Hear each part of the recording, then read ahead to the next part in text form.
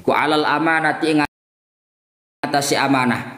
Wahina idin lan nalikane kana rohnu wad'uhu alal amanah layat manhu ora bakal ganti ing marhun. Layat manhu utawi layat manhu orang ganti ing marhun sapa al murtahinu wong kang tampa gaden illa bit ta'addi angin kelawan pepeko, angin kelawan sebab pepeko bi ing dalem marhun.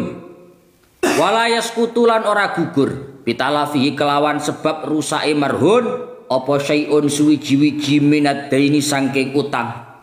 Walau da'a talafahu walam yadhkur sababan li talafih suddiqa biyaminihi.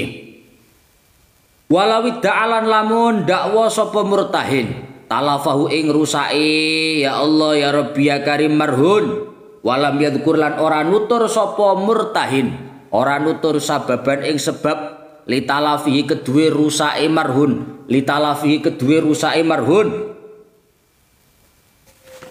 Suddiqa mongko den benerake sapa murtahin biyaminihi kelawan sumpahe murtahin.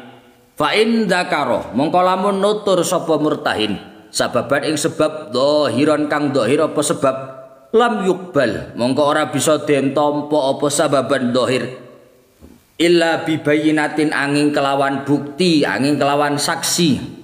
Walawid da'a al murtahinu raddal marhuni ala rohin lam yuqbal illa bibayinatin. Walawid da'alan lamun dakwa sapa al murtahinu wong kang tampa gaden raddal marhuni ing balekake barang kang den gadekake ing balekake barang kang den gadekake ala rohini ing atase wong kang gadekake.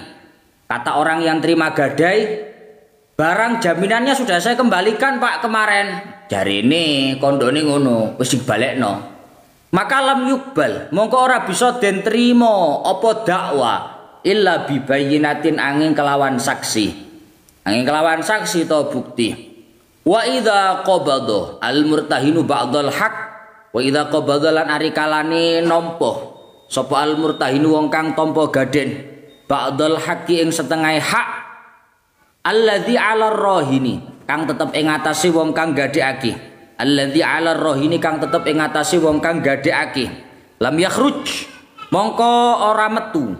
Ai lam yanfakka tegese ora dadi kapecat-pecat.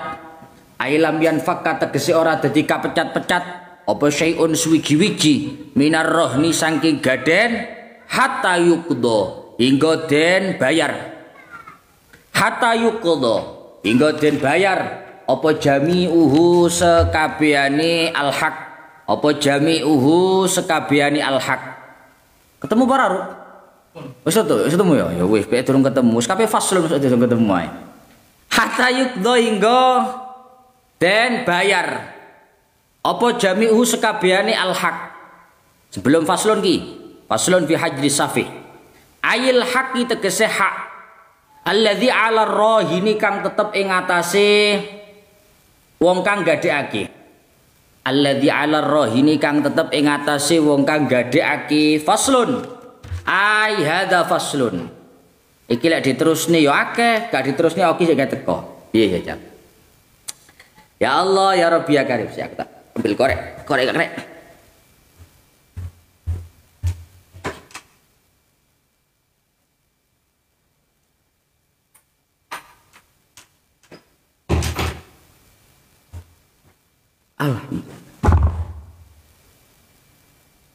Faslun fi hajris safi. Hajris safi wal muflis wal hajru lughatan. Pun lah. Tidak terusnya nggak cukup bare. Pun. Sekarang begini, Pak.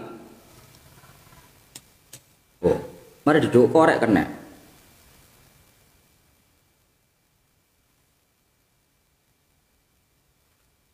Bismillahirrahmanirrahim. Ya Allah ya Rabbi ya Karim. Faslun fi ahkamir rohni. Sekarang fasal yang menjelaskan tentang hukum-hukumnya akad rohen. Rohen itu akad gadai. Rohen, rohnun itu akad gaden. Wa huwa lughatan as-subutu. Wa huwa lughatan as-subutu. Arti kata rohen secara lughat, arti kata rohen secara lughat, secara bahasa itu artinya adalah astubut. Itu artinya adalah tetap. Rohnun itu artinya subut, tetap secara bahasa. Sedangkan secara syariat wa syar'an ja'lu ainin maliyatin wasiqatan bidainin yustaufa minha inda ta'adzuril wafa'i. Secara syariat yang dinamakan rohen itu adalah menjadikan satu hal yang memiliki nilai jual, nilai harta sebagai jaminan, menjadikan satu hal yang punya nilai jual, nilai harta sebagai jaminan atas hutang, di mana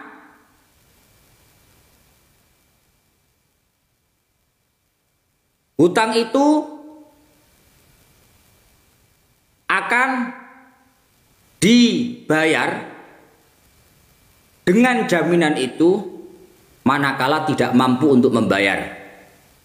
Di mana hutang itu akan dibayar dengan jaminan itu manakala tidak bisa dibayar. Oke. Sekarang begini, Pak. Yang dinamakan rohen akad gadai itu adalah ja'lu ainin maliyatin wasiqatan bidainin yustaufa minha inda ta'adzuril wafa. Menjadikan satu hal yang bernilai harta sebagai bentuk jaminan. Kamu pinjam uang, aku nyari duit. Saya pinjam uang, berapa? 10 juta. Ya coba bodoh 10 juta tok rek, nek opo-opo nang ngene, taruh barang di sini.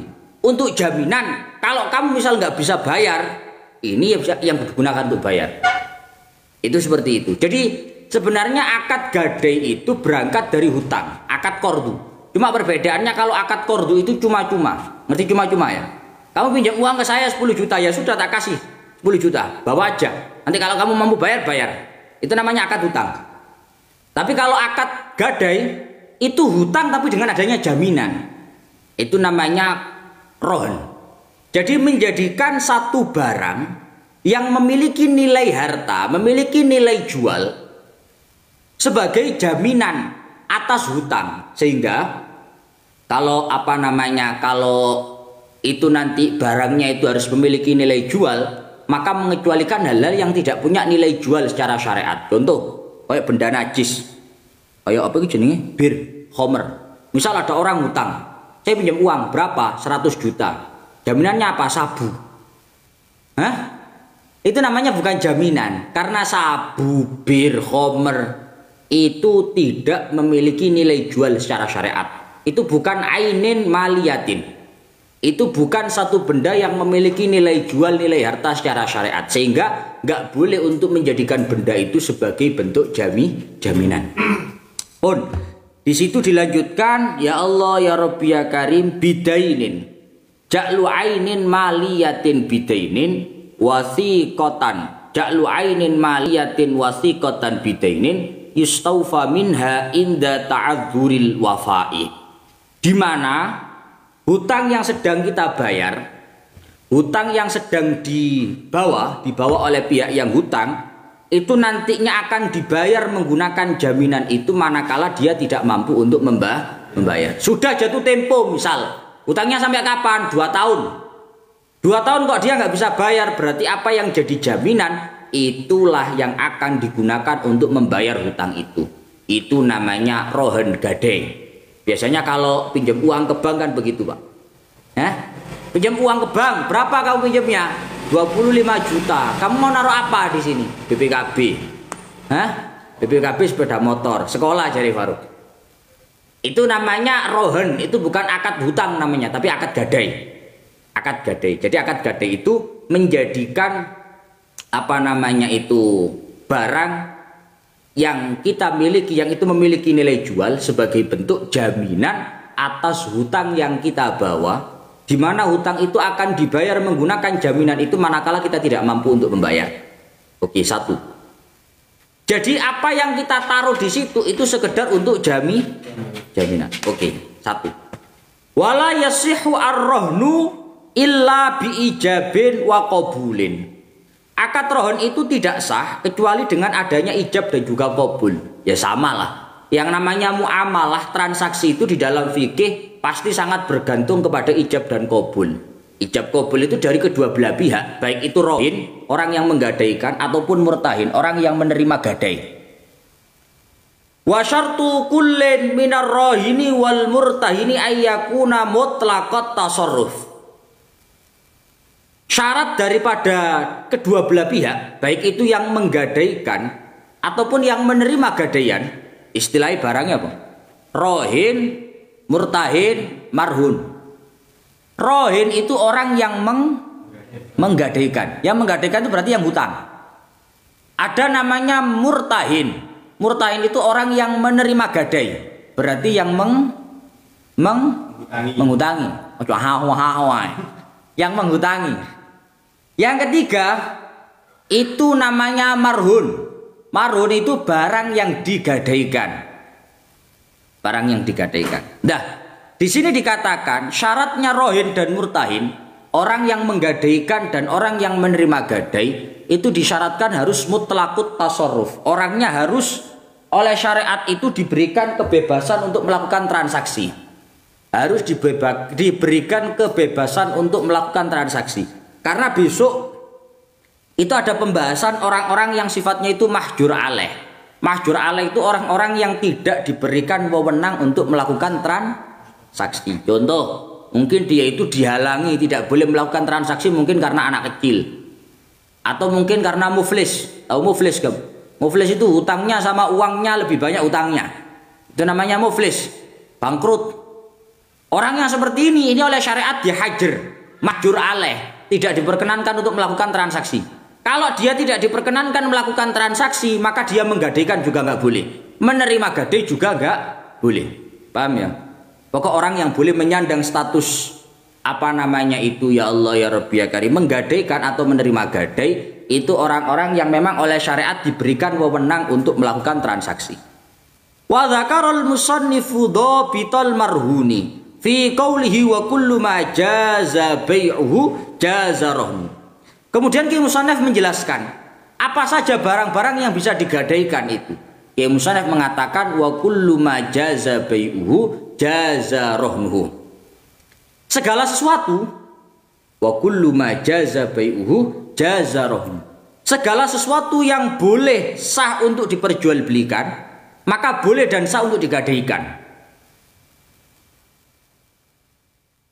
Segala sesuatu yang boleh dan sah untuk diperjualbelikan, maka boleh dan sah juga untuk digadaikan. Sekarang pemahamannya tinggal dibalik. Segala sesuatu yang tidak boleh dan tidak sah diperjualbelikan, berarti gak boleh untuk digadaikan. Oke. Jam tangan boleh nggak diperjualbelikan? Boleh. Berarti digadaikan juga boleh. Kemudian sepeda motor diperjualbelikan boleh nggak? Boleh. Berarti digadaikan juga boleh. Sekarang alat malahi, gitar, misalkan gitar, boleh nggak diperjualbelikan? Kalau kita mengikuti pendapat yang mengatakan itu haram, maka nggak boleh diperjualbelikan. Maka kalau nggak boleh diperjualbelikan juga nggak boleh digadaikan. Paham? Pokok apa saja yang boleh digadaikan, maka jawabannya cuma satu. Segala sesuatu yang boleh diperjualbelikan, boleh digadaikan. Segala sesuatu yang nggak boleh diperjualbelikan, berarti nggak boleh digadaikan. Fit duyuni idza istaqarra thubutuha fi dhimmah. Segala sesuatu yang boleh untuk diperjualbelikan, boleh untuk digadaikan, untuk hutang-hutang yang sudah istiqrar fi dhimmah. Waduh. Ini kita ngaji fikih ini. Untuk hutang-hutang yang sudah menetap di dalam tanggungan. Untuk hutang-hutang yang sudah menetap di dalam tanggungan. Karena ada hutang-hutang yang belum menetap di dalam tanggungan. Nanti adalah. Eling-elingan dhisik. Yang boleh untuk kita taruh barang gadaian di situ, itu untuk perihal hutang-hutang yang sudah istiqrar fi dhimmah, yang sudah menetap di dalam tanggungan. Karena ada hutang itu yang memang hutang tapi belum menetap di dalam tanggungan. Contohnya apa Gus? Contohnya saman itu uangnya jual beli pada saat masa khiyar. Uang pada saat masa khiyar. Contoh, saya beli baju ke rumahnya Faruk. Ruk, aku tuh kelambi Ruk. Saya beli baju. Berapa ini harganya? 100.000 Gus. Berapa harganya? Kalau 10 berarti 1 juta Gus. Bajunya itu. Oke. Saya bawa pulang ya, saya beli ini. Uangnya nanti saya utang. 1 minggu lah. 1 minggu saya bayar. Utang kan? Saya utang uang 1 juta. Dan saya ngomong ke Faruk ini baju bukan untuk saya, tapi untuk anak-anak santri. Misalkan nanti anak-anak santri cocok, saya jadi beli. Tapi kalau anak-anak santri nggak cocok, saya nggak jadi beli. Ini namanya khiyar syarat. Ini namanya khiyar syarat. Lah ketika ada khiyar syarat seperti ini, maka hutang yang kita itu adakan. Awak dewi kan utang barang. Kita kan utang barang 1 juta itu tadi. Ini hutangnya belum istiqrar fi dhimmah. Itu hutangnya belum menetap di dalam tangguh. Paham? Kenapa kok belum tetap? Karena masih mungkin jadi atau nggak jadi. Kan mau bahasanya tak gomol ya. Engko lek cocok ya berarti aku sido, lek gak cocok aku gak sido. Nah ini. Maka dari itu karena ini hutangnya belum istiqrar fi dhimmah, karena hutangnya itu belum apa istilahnya, belum menetap di dalam tanggungan, maka saya nggak perlu taruh jaminan di situ. Moro-moro Faruk tak titip HP. Ruk, ini jaminannya atas hutang saya 1 juta itu. Lo ngapain? Wong pasti beli aja belum tentu kok. Pasti beli atau enggaknya kan belum tentu saya. Kan saya bawa pulang dulu. Maka di situ tidak boleh untuk kita naruh barang sebagai jaminan. Karena nggak perlu diakati gadai. Penghutangnya belum tetap di dalam tanggungan. Paham maksudnya? Paham ora? Dalam kasus ini itu belum ada hutang yang sifatnya betul-betul menetap di dalam tanggungan. Karena ini nanti masih mungkin jadi atau nggak jadi. Oke? Yes. Kemudian sekarang wahtarazal musannifu bid-duyun anil a'yan fala yasihu ar-rahnu 'alaiha. Karena yang sah untuk kita taruh barang sebagai bentuk jaminan atau gadai itu adalah perihal hutang. Hutang itu uang. Maka tidak sah kalau kita itu menaruh gadai atas nama a'yan. Ain itu barang. Kamu paham bedanya enggak? Repot. Fala yasihu ar-rahnu 'alaiha. Maka tidak sah untuk kita menggadaikan atas perihal hal-hal yang berupa ain. Nah ini contohnya, sik bar tak gambarno. Ka'ainin maghsubatin wa musta'aratin wa nahwihima minal a'yan al-madbunah. Contoh, barang yang dighosab atau barang yang dipinjam atau barang yang dicuri. Pokok barang-barang yang di situ ada keharusan untuk nantinya itu diganti, didoman, diganti. Maka itu tidak sah untuk kita itu naruh jaminan atau narik gade atas nama hal itu. Nah ini jurune bajuri dia ngomong ini. Ka'an ghasaba ainan min zaitin. Contoh, saya ghasab misalkan. Ghasab sandalnya Faruk. Sandalnya Faruk tepaan sing sandalnya larang regane. Sandalnya rego 500.000 tak ghasab. Ini kan bukan den, ini bukan hutang kan? Tapi ini merupakan barang yang saya ada kewajiban untuk paham maksudnya ya? Paham hutang dengan ini paham bedanya ya? Kalau hutang itu saya pinjam uang, nanti saya kembalikan, itu namanya hutang. Tapi kalau ini namanya saya pakai barang tanpa izin, saya bawa, lah saya ada kewajiban untuk mengembalikan. Saya pinjam barang misalkan, Ruk aku nyelek kitabnya. Aku nyele HP ini, saya pinjam HP-nya. Bukan hutang, saya pinjam HP-nya. Di mana saya ada kewajiban untuk mengembalikan. Kemudian, apakah saya boleh menaruh jaminan di situ? Tak kayak jaminan, engko tak balekno. Gak perlu. Karena ini bukan gadai. Yang namanya gadai itu naruh jaminan atas nama den. Atas nama dainun, atas nama hutang. Bukan atas nama ainun, atas nama barang. Paham ya? Hah? Aja hawa-hawa ya. Takoni tenanan kok. Jadi kita itu menaruh jaminan barang yang punya nilai jual, nilai harta sebagai jaminan dalam tanda kurung akad gadai itu atas nama hutang, bukan atas nama barang. Jadi kalau yang kita bawa, kita misalkan bawa barang, gosok sandal, marungono konangan, kamu gak sandalku yo, yo sandalnya nang omah, saya tak kayak jaminan itu lah, aku gawon dhisik. Besok tak balik no. Oke apa? Gak perlu. Kamu nggak ada kewajiban naruh jaminan di situ. Kamu hanya wajib untuk mengembalikan barangnya. Yes. Wahtaraza bistaqarra anid duyun qabla istiqrariha kadaini salam wa anis saman muddatal khiyar. Karena tadi itu hutang-hutang yang di situ bisa diakati rohon, bisa diakati gadai. Itu adalah hutang-hutang yang sudah istiqrar fi dhimmah. Hutang yang sudah menetap di dalam tanggungan. Maka mengecualikan ad-duyun, hutang-hutang yang belum menetap di dalam tanggungan. Contoh, saman, uang yang itu menjadi hutang tapi masih dalam masa khiyar. Kok nak contoh mau? Paham ini mau kan? Nang pasar balik. Aku tuh kelambi balik. Piro cong? 20. Tapi gaya ini arek-arek gile.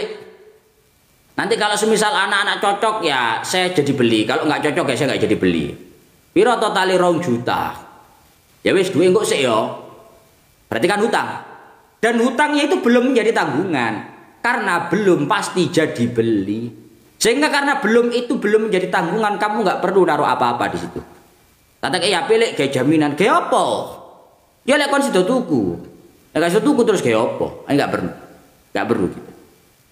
Walir rohini arruju'u fihi malam yakbidhu ayil murtahin. Ayil murtahin. Fa in qabadhal ainal marhunata mimman yasihu ikbaduhu lazimar rohnu wa amtana 'ala rohinir ruju'u fihi. Pun. Kemudian bagi orang yang menggadaikan, berarti orang yang hutang. Itu boleh untuk rujuk. Rujuk itu boleh untuk jabel. Tahu jabel? Menarik kembali. Boleh untuk menarik kembali. Selama apa yang kita gadaikan itu belum diterima oleh pihak yang menghutangi. Ya, isulah. Contoh, saya menggadaikan barang sepeda motor. Aku api utang barang, api utang duit. Api utang duit, mau utang uang, habis itu saya bayar sepeda motor. Habis itu saya datang ke seseorang si A misalnya. Saya ngomong ke dia, Pak, saya pinjam uangnya Pak, 10 juta.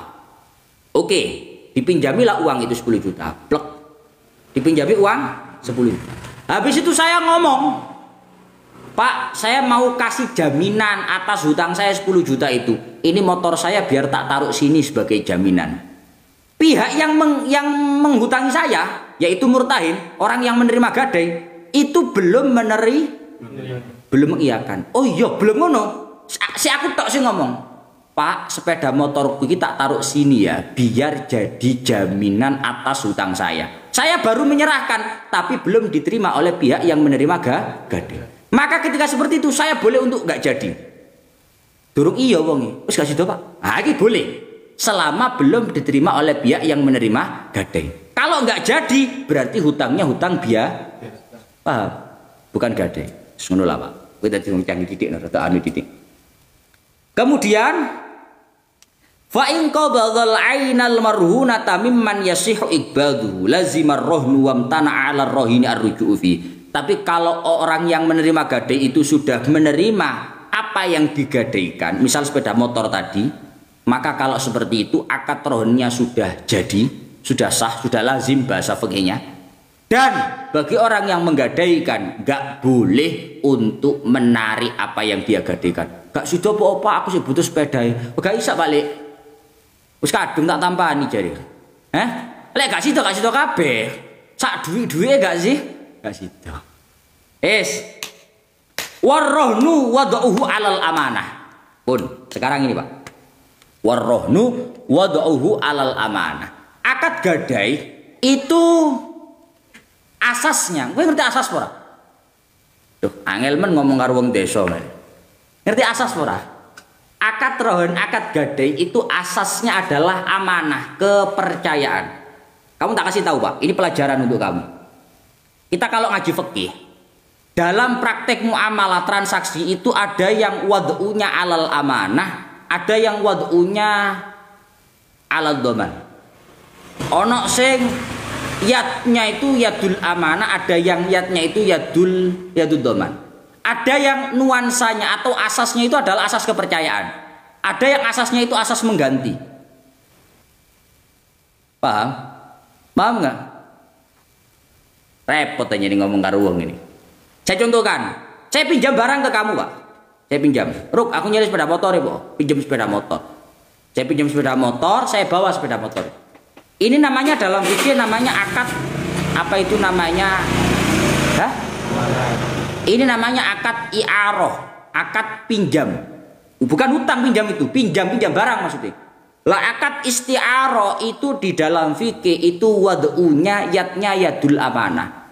Nuansanya atau asasnya adalah asas aku jadi beda Faruk. Yang namanya pinjam itu asasnya adalah asas kepercayaan. Maka selama saya tidak melakukan tindakan-tindakan yang tidak semestinya pada apa yang saya pinjam, ketika terjadi kerusakan saya nggak wajib. Paham? Karena saya nggak melakukan apa-apa, saya bisa dipercaya. Kecepatan juga normal. Yo kata jejek, yo kata tuh wong 10 yo gak normal-normal saja. Maka ketika terjadi apa-apa, misal tiba-tiba rusak, mesinnya macet atau apanya rusak, maka saya nggak wajib ganti. Karena saya bisa saya baru wajib ganti kalau saya tidak bisa dipercaya, dalam artian menggunakan itu tidak saya ada kecerobohan. Kecepatan harusnya motor itu maksimal 80-100, saya pakai jalan 120. Kok ono rusak mesin, saya wajib ganti. Itu namanya asasnya asas kepercayaan. Kowe lek nyele biasa ngono ora? Lek jare Faruk yo nyele rusak, babakne opo yo ganti ono. Padahal fikih enggak seperti itu. Fikih itu enggak seperti itu. Kalau rusaknya itu gara-gara yo bukan karena saya moro-moro rusak, maka saya enggak wajib ganti. Itu karena asasnya asas beda dengan jual beli. Kalau jual beli itu asasnya memang yadnya yadud doman. Asas ganti, mengganti. Saya beli ke Faruk barang, tak go mulih. Jane yo kata apa-apa no yo, tak go mulih tok. Tapi aku kadung kesepakatan nanti kalau saya nggak cocok saya kembalikan ya. Tak go mulih. Yo kata apa-apa no. Ngerti-ngerti kaosnya beda, bajunya itu sobek, Pak. Marun aku balik nang Faruk, temen ruk klamine kata apa-apa no. Moro-moro suwe tak balik no yo. Ya mau klambi suwe mbok balik no. Temen no kata apa-apa no. Aku kena mbok percaya, nggak bisa. Karena dalam akad jual beli itu asasnya asas mengganti, bukan asas kepercayaan. Paham bedanya? Lah kamu harus tahu Pak, di dalam praktek ini, di dalam praktek akad gadai, itu asasnya adalah asas kepercayaan. Maka karena asasnya adalah asas kepercayaan, wahina idzin la yadmanul murtahin illa bitta'addi fihi. Maka pihak yang menerima gadai tidak wajib untuk mengganti sesuatu yang digadaikan, manakala terjadi apa-apa kecuali karena kecerobohan. Kowe gadekno sepeda nang aku, Pak. Kamu menggadaikan sepeda motor ke saya, kamu saya pinjam uang 10 juta. Motor di rumah saya, nggak saya apa-apakan, nggak saya pukul-pukul, ya nggak saya apa-apakan. Tiba-tiba motornya rusak, saya wajib ganti nggak? Ya enggak. Lalu apa ganti? Lo nang omahmu kok salah rusak, pokoknya ganti nono lo. Kue ke diutangi malah ngamuk-ngamuk, ya apa ceritanya? Ngerti ngono gak usah utang nang aku. Karena asasnya kepercayaan. Maka selama saya pihak yang menerima gadai, pihak yang menghutangi tidak melakukan tindakan-tindakan yang dianggap kecerobohan di dalam sesuatu yang digadaikan, maka saya nggak wajib untuk mengganti barang itu. Paham? Saya nggak wajib untuk mengganti barang itu. Karena apa? Saya nggak melakukan kecerobohan. Tapi kalau saya melakukan kecerobohan, pedai misalnya diapakno tadi apakno, terjadi kerusakan, nah itu beda lagi. Paham? Karena asasnya adalah kepercayaan. Akad rohen itu asasnya kepercayaan. Maka kalau asasnya kepercayaan, ketika terjadi apa-apa dalam benda yang digadaikan, maka saya tidak wajib untuk mengganti selama saya tidak melakukan hal-hal yang tidak semestinya. Wala yasqutu bitalafi syai'un minad daini. Dan ketika terjadi kerusakan pada benda yang digadaikan, itu sama sekali tidak menggugurkan sedikit pun dari hutang yang semestinya dibayarkan. Utang 10 juta, pedanya moro-moro rusak mesinnya. Jari Faruk, wis lunas ya utang ya. Pedaku rusak kok mesinnya. Nyervisnya tak 5 juta gak cukup. Lunas pokoknya. Lah lunas mbahmu kuwi kok nyapu-nyapu kok lunas lho. Pedamu lo kata apa-apa nih, Pak. Sepeda kamu itu nggak saya apa-apakan. Saya itu salahnya di mana? Saya itu tugasnya cuma menjaga. Ketika tidak saya apa-apakan, kemudian terjadi kerusakan. Padahal akad rohen itu asasnya adalah kepercayaan. Berarti saya nggak wajib ganti. Kalau saya nggak wajib mengganti, berarti hutang kamu tetap sebagaimana mestinya. Kalau 10 juta berarti 10 juta. Paham? Saya kan nggak ngono. Oh, sepeda tak gadekno rusak. Mobil sing tak gadekno rusak ngono. Iku servisnya tak 10 juta, Pak De. Wes utangku lunas pokoknya, mobilnya tak cukup saiki. Lah kok penak menam? Hah? Ngerti ngono rasa utang nang aku awakmu. Modelmu. Pun walawid da'a talafahu walam yadzukur sababan li talafihi suddiqa biyamini. Ketika ada orang yang menerima gadai, dia mendakwakan Ketika ada orang menerima gadai, dia mendakwakan. Ngerti mendakwakan? Mendakwakan lah. Mosok mendakwakan sih gak paham, repot menembak wong desa itu. Ketika ada orang yang menerima gadai, dia mendakwakan bahwa barang yang digadaikan itu rusak. Kondo, moro-moro telepon, Mas, mohon maaf, barang yang sampean gadaikan di sini barangnya rusak. Maka gimana? Suddiqa biyamini. Dia harus dibenarkan, tapi dia harus bersumpah. Fa in dzakara sababan dhahiran. Kalau dia menyebutkan penyebab yang dohir atas kerusakan benda yang digadaikan, misalnya takon sing gadekno, rusaknya kenapa Pak motornya? Mungkin Mas, ini karena mesinnya sudah lama nggak diservis, mestinya Masnya servis dulu kemarin, ini nggak diservis begini. Maka ketika seperti itu, ucapan orang itu bisa diterima, tapi dengan adanya bukti. Misal dibawa kepada mekanisme, ke tukang servis loh, Pak ini rusaknya gara-gara apa? Kan ngerti tau tukang bengkel loh Pak, iki rusaknya gara-gara nubruk, apa gara-gara apa gara-gara ditempak, apa gara-gara lugur, apa gara-gara mesinis dan lain, itu pasti tahu.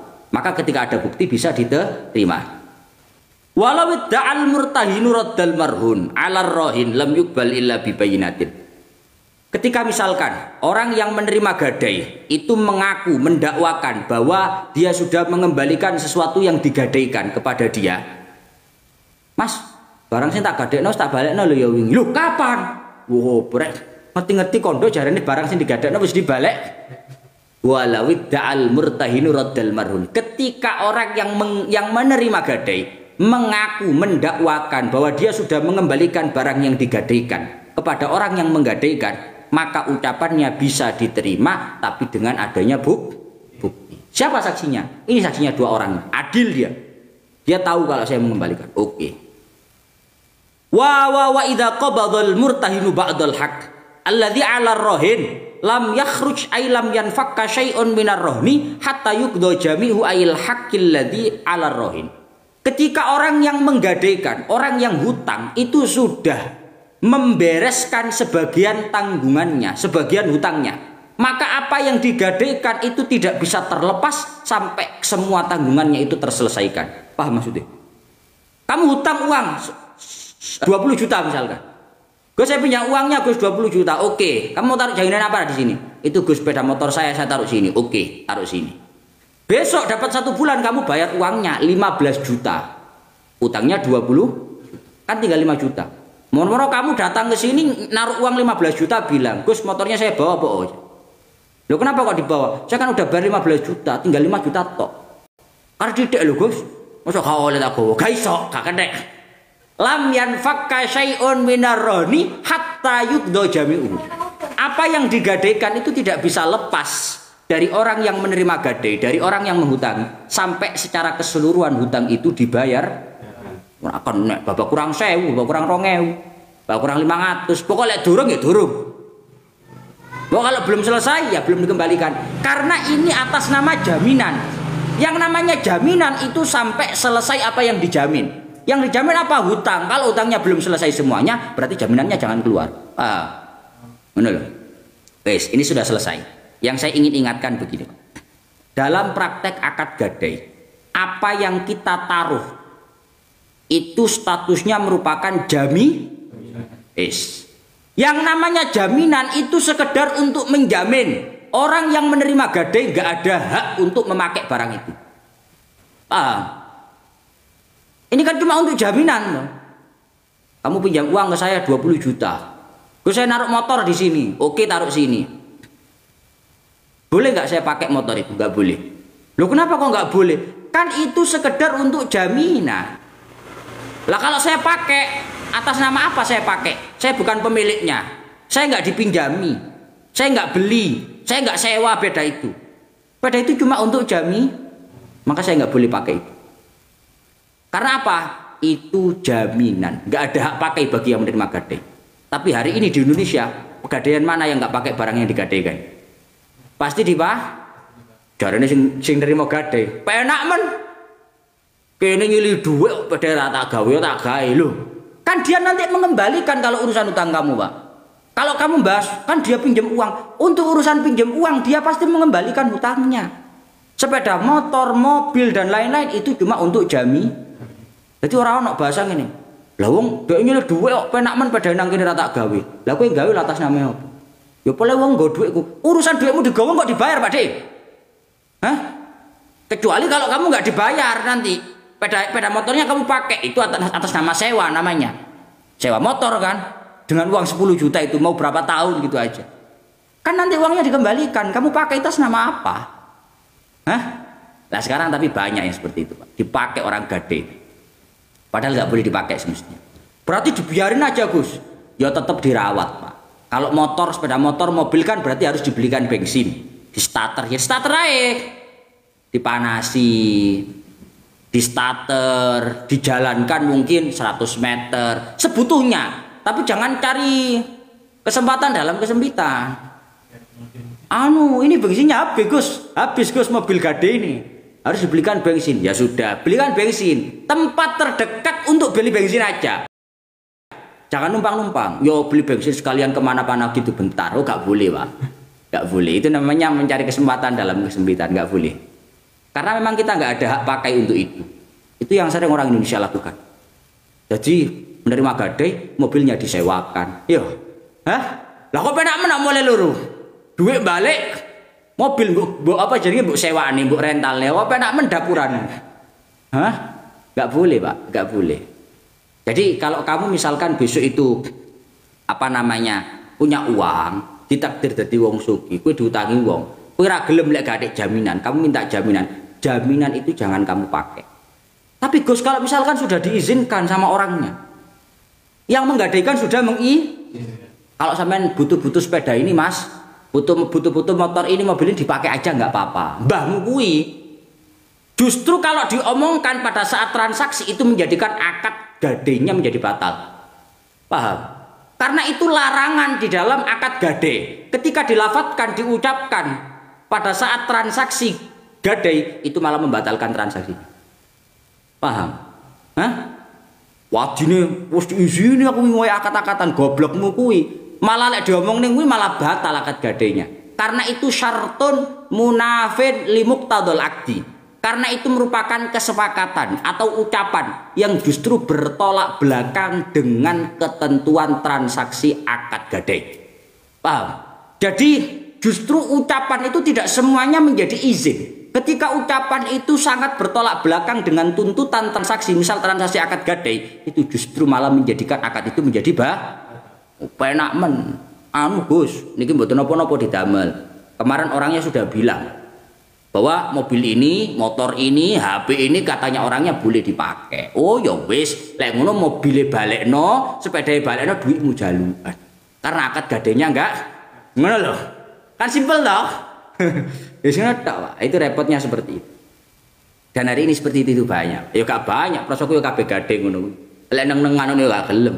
Lah pegadaian ku pegawe njaluk dibayar. Oleh tekan ndi?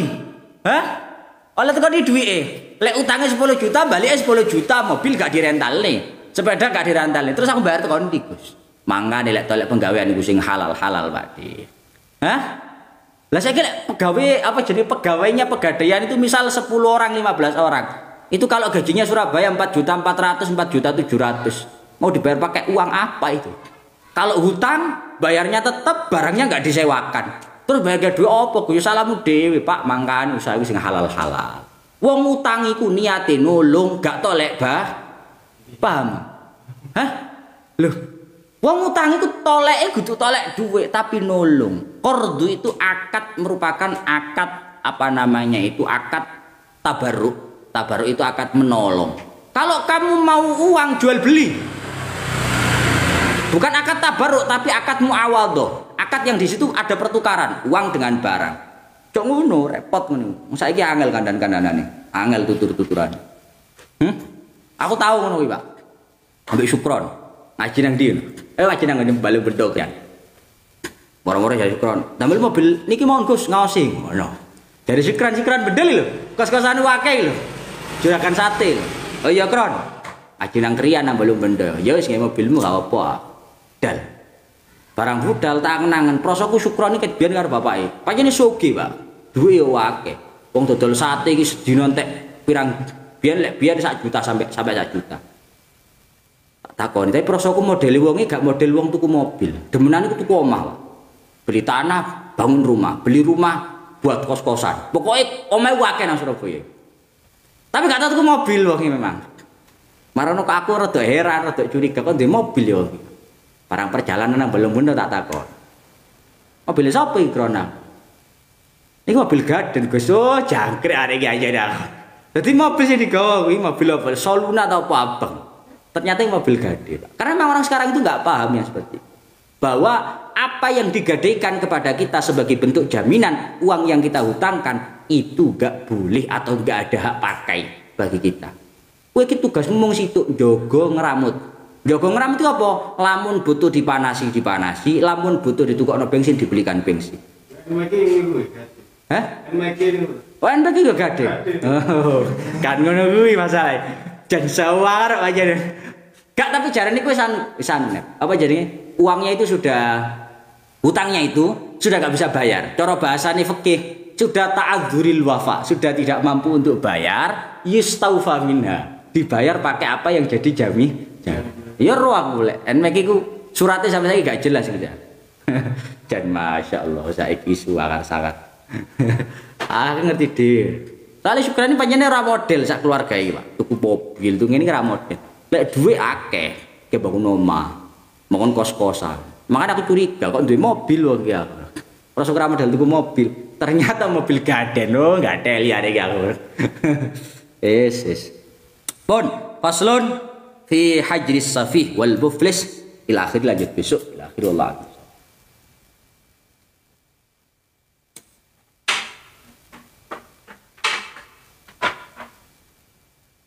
Yang belum follow di follow biar besok bisa ikut ngaji lagi tiap hari jam 4 sore. Yang belum follow di follow. Mantap Gus, siap. Yang belum follow di follow, besok ngaji lagi. Blitar hadir Gus, siap Blitar. Kita Fathul Qorib. Pandean Malang. Zakaria Gempol. Asal min amanah inti. Saya Surabaya. Setiap jam pinten Gus, jam 4 standby aja. Ngajinya setiap